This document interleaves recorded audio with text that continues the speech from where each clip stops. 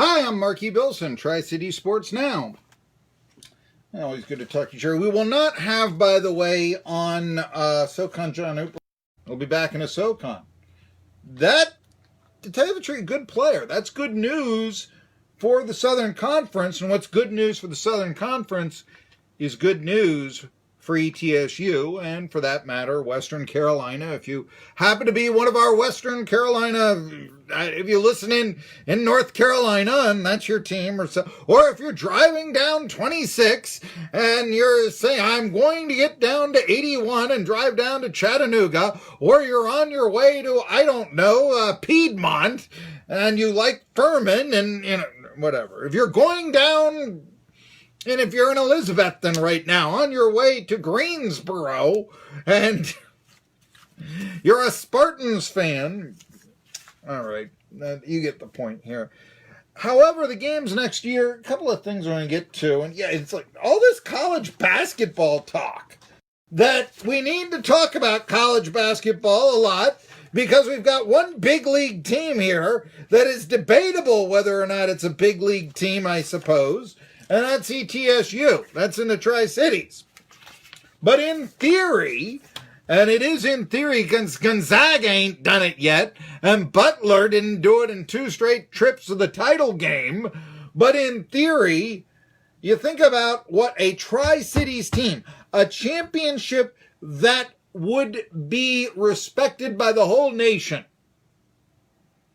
in a high school team wins the state title, 49 teams don't care. 49 states don't care about it.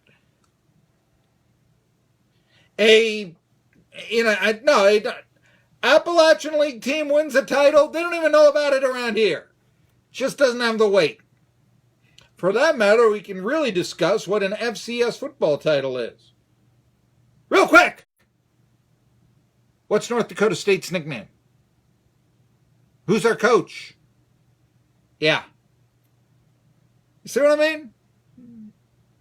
You might have gotten those two, but most people can't. Right off the top of my head, I can't remember. I mean, I'm like, who's their coach? Carson Wentz Sr.? I don't know. And I hate to say that, but regardless. But NCAA tournament, yeah, that's a College World Series.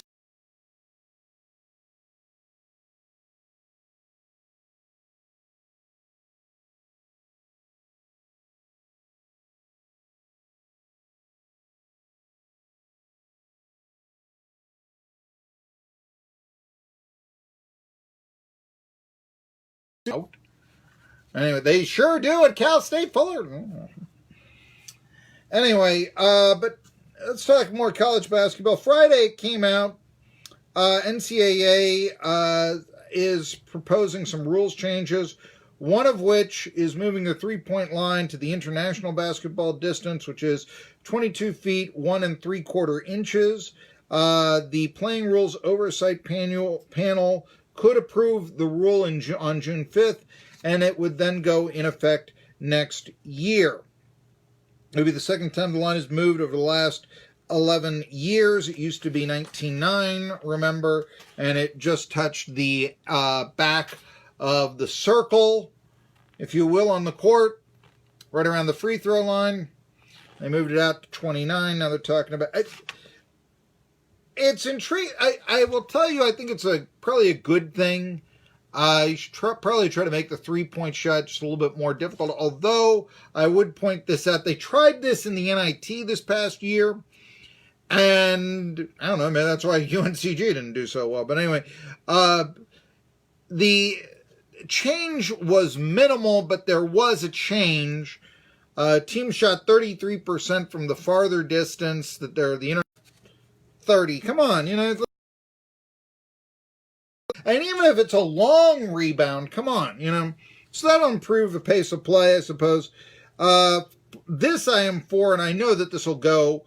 Players will be assessed a flagrant 2 technical foul and ejected should they use derogatory language about an opponent's race, ethnicity, religion, gender. Now that's the thing, though. Gender would be intriguing. I guess, you would be played in the NFL with a disability. So, I mean, could you see somebody who, I don't know, let's say, let's say you lost a finger or something like that. I mean, I think you could. I know Dan Farovo is a friend of mine. He was a Major League Baseball player. He had 9 fingers. Famously, historically, the Hall of Fame pitcher of a century ago, Mordecai Three-Finger Brown. I mean, I guess I see something like that. If you, but yeah, that's going to get picked up on June 5th. And I would be for that. I'd also like to see him do things like the throat slash gesture, get that out. Coaches, I can't believe they aren't allowed to do this already. Coaches call live ball timeouts in the last 2 minutes of the second half. In the last 2 minutes of any overtime periods, coaches can call a timeout with a live ball. They should be able to already. During the last 2 minutes of the second half, or the last 2 minutes of any overtime, instant replay review can be conducted if a basket interference or goaltending call has been made. Again, all these rules I think will pass. And I think it'll be a better game. Yeah, I'm a traditionalist. I mean, the only way that I would say is if you wanted to go back to not having 3-point shots.